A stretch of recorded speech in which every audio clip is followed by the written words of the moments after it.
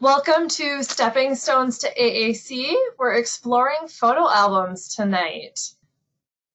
We're going to start out with some introductions. I'm Heather Prenovo. I'm a speech language pathologist and AT consultant for Saltillo up in the Midwest. I cover Minnesota and Wisconsin, and we want to welcome you to our Bitmoji classroom. If you've seen those, they're all the rage right now.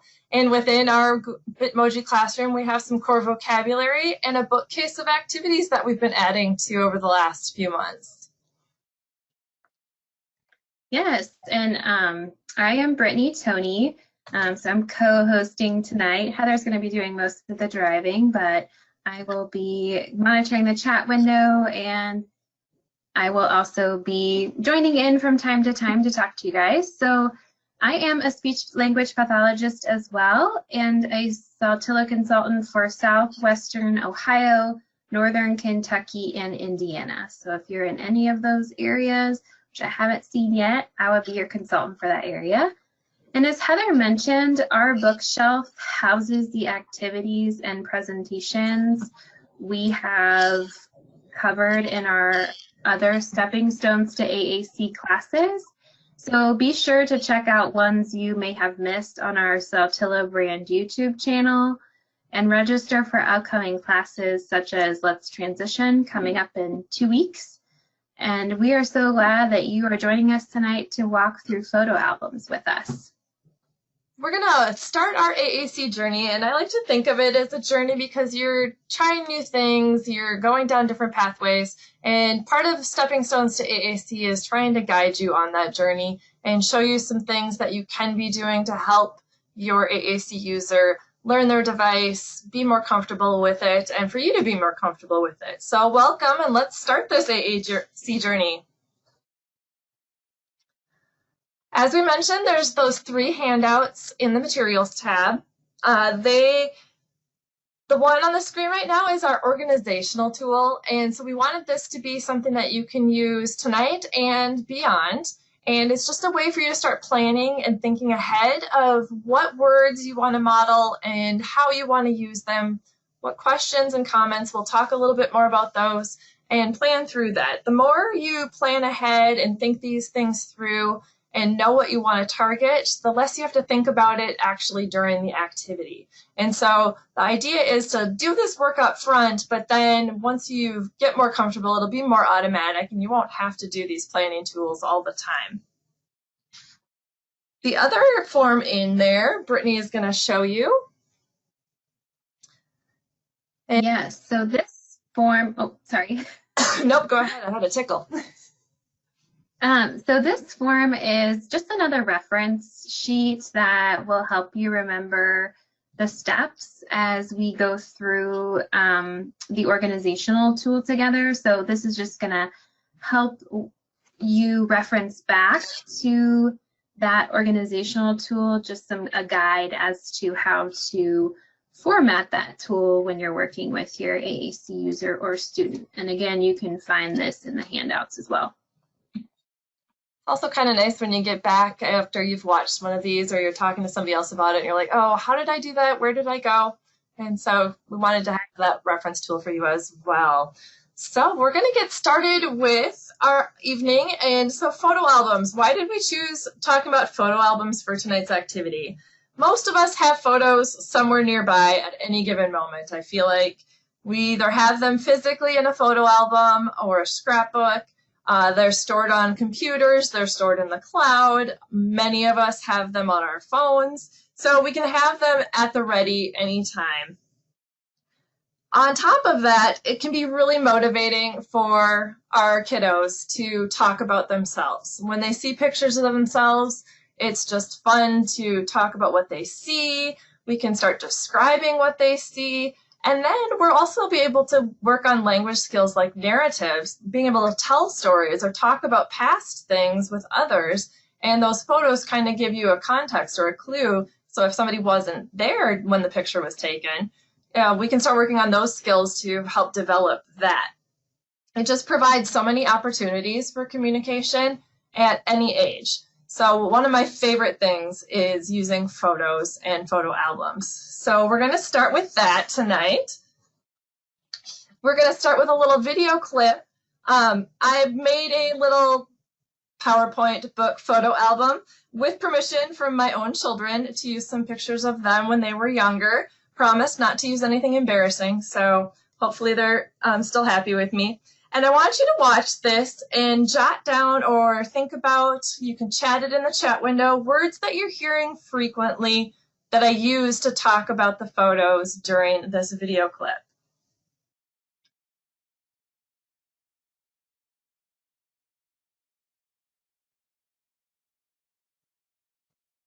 Look at some pictures. Oh, do you remember this? When you were little, you did not like the cast. It was itchy. Do you remember how it made you feel? You were smiling, but you did not feel happy.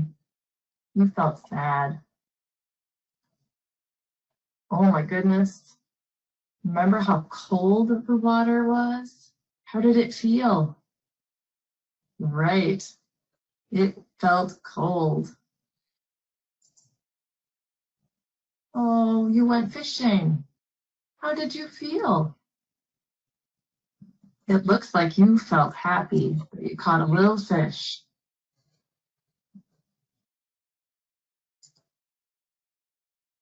And then we went swimming with the dog. I see the dog swim. Ned felt happy. How did you feel?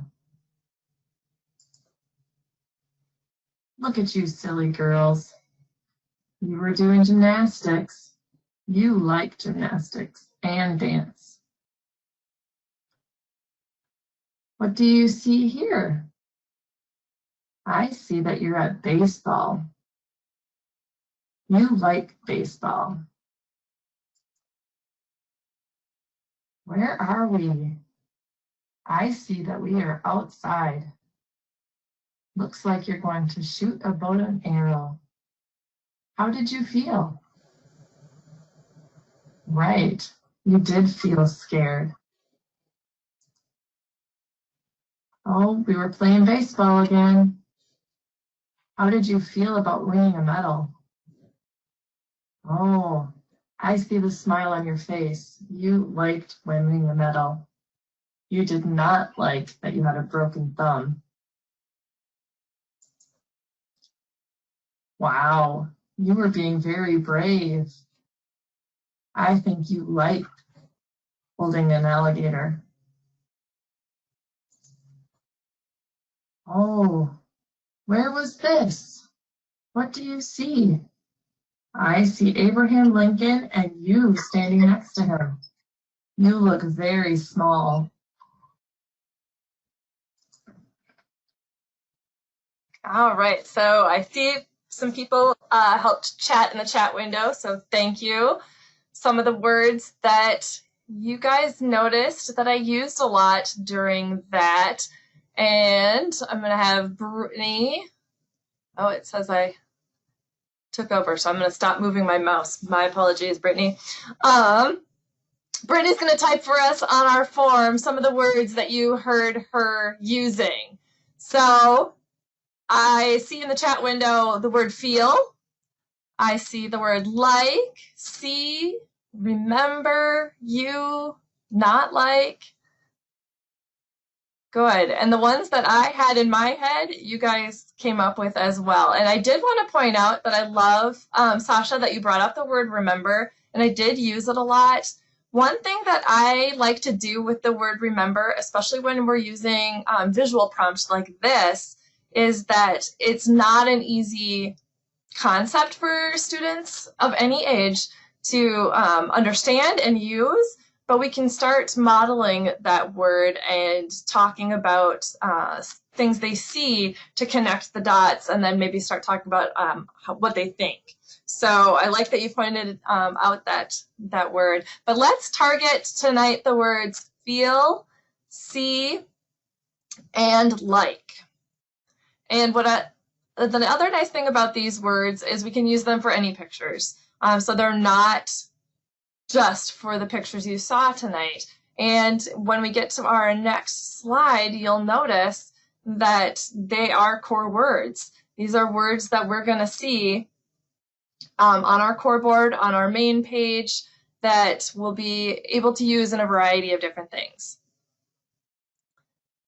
Yeah, you guys are doing great with the participation. Thank you. I also like how you guys are including those pronouns, which are so important. Yes, and having you and I and me, those kinds of things.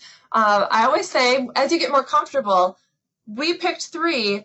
If you're feeling comfortable and want to start adding that I and you or she and he, by all means, go ahead and start adding them. I just don't like to have anybody feel overwhelmed that they have to model too much.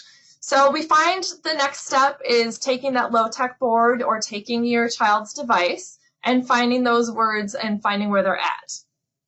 So when you find them ahead of time, even though I know where these words are most of the time, I still like to practice what I'm going to say and finding them on the board ahead of time, just so I'm not spending time scanning and trying to find it later. So there's where they are.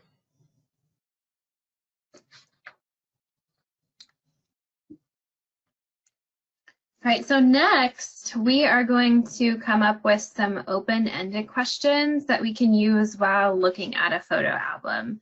So just in case you are not familiar with the term open-ended question, an open-ended question is a question that cannot be answered with a yes or no response, or a question that does not continue the conversation. Or I'm sorry, a response that cannot continue the conversation. So if I were to say, what's your favorite color? And my child said pink, that would be not an open-ended question. That would be what we call a closed-ended question. So we want to make sure that with our AAC users, we are using open-ended questions, and that's the next step of our organizational tool, is to fill in some of those open-ended questions. So just to make sure you guys are paying attention and listening, little quiz for you. Which one of these sentences, or questions, I guess, is open-ended? Do you like her shoes? Or what do you think about this? Which one? You can just say 1 or 2. Good. Yeah, what do you think about this? Good, the second one. Yep, you guys are on it. I knew you'd get it right. All right, yeah, so we're not getting a yes/no response because that really just kind of kills the conversation. I can just respond, and do I need my AAC to do that? Maybe, maybe not. Right? Perfect. Yes. So then the second question gives the AAC user an opportunity to describe. All right. So why don't you chat some different open-ended questions, and you can do it in 2 different ways. You can use the core word that we're targeting, see, feel, or like, in your question, or it could be a question that's going to promote them or prompt them to use that word to respond. Either way, there's not, a right or wrong in that way. So what are some questions we could use with the word see?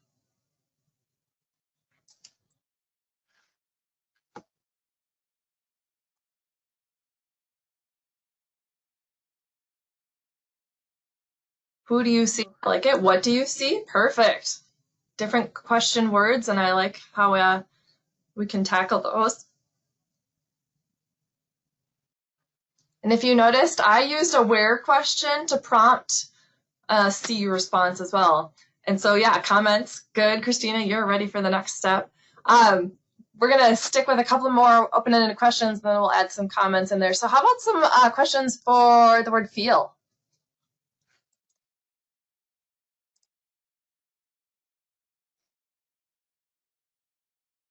Or what were some of the questions I used a lot? I feel like I used one question over and over. How did you feel? Yep. How do you feel when? How did that make you feel?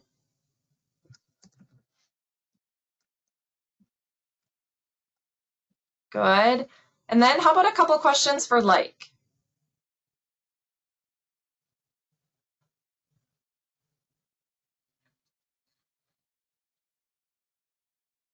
Oh, I like that one too. How did it feel in your hands?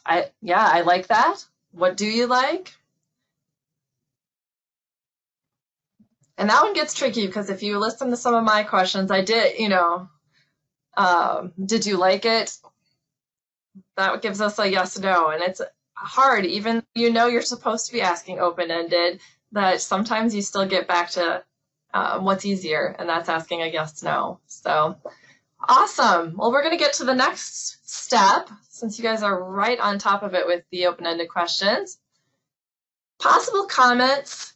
If your child doesn't respond to open-ended questions yet, or they're just not familiar with getting those responses, it's okay, and we can start modeling comments that would be what they could respond with. It could also be that we're modeling other comments that we ourselves like. So whatever's going to fit into your activity, when we were looking at the pictures, we can start thinking about the different phrases that we can model for them.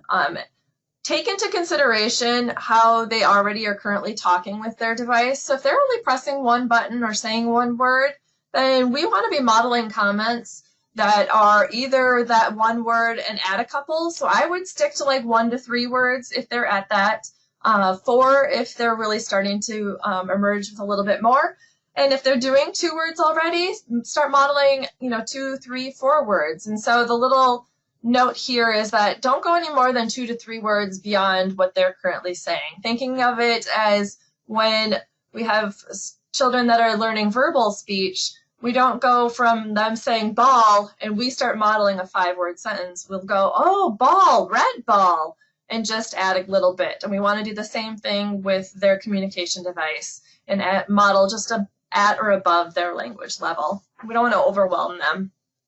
So let's fill in our organizational chart with a few possible comments. So how about for the word see? I know we had some already up here, so I'm going to scroll back up, Brittany, and see. I see that. Those are great comments. I see me, good. Yeah, and even just commenting about, I see trees, I see green, if you're trying to work on colors or shapes, whatever it is you see in the pictures, you can model I see with all of those. So that's kind of a versatile, really fun word. How about comments we can use feel?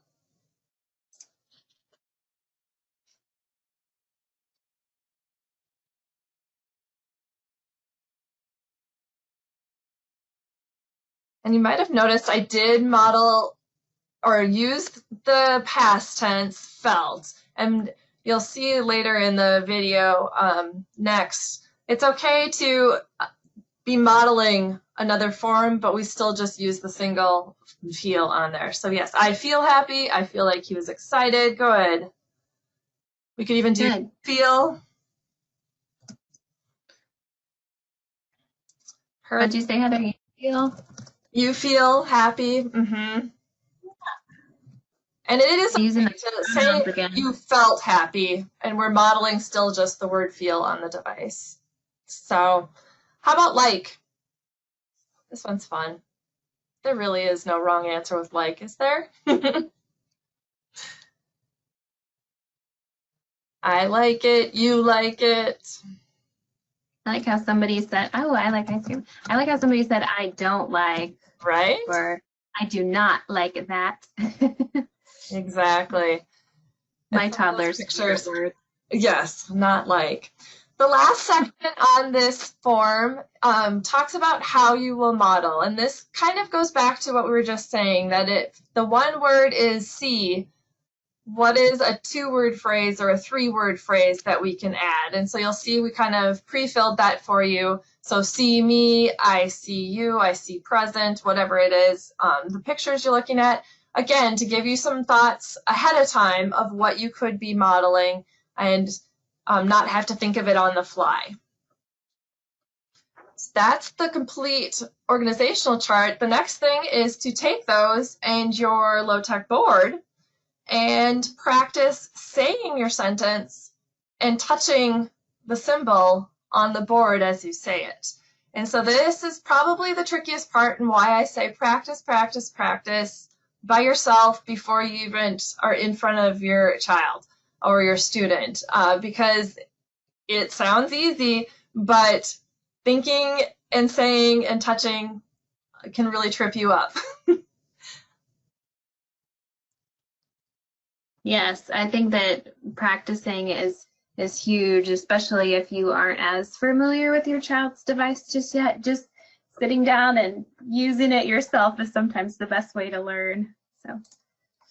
And give yourself grace in that you don't need to touch every word that you're saying. And that's why finding those couple words, it may be a full sentence, but you'll only touch the one word, and that's okay. So we're going to watch this video again, but this time you're going to see I modeled on a device to the left, and see how that looks. And if you have your AAC user's device or you have the printed out low-tech board, try modeling those sentences or some of the sentences, or make up your own sentences with the pictures that are going to come up on the screen. Let's look at some pictures. Oh, do you remember when this happened? Look, I see you're wearing a cast. How did you feel? I think you felt sad that you broke your cast. It was not comfortable.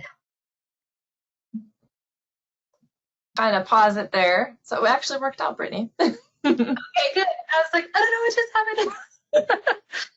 There we go. The technology demon came back. So let's reflect on how things went with practicing tonight. If you practiced on the device or on a manual board with that last video, do you still have questions about modeling core words while looking at a photo album? How did you feel when you were practicing?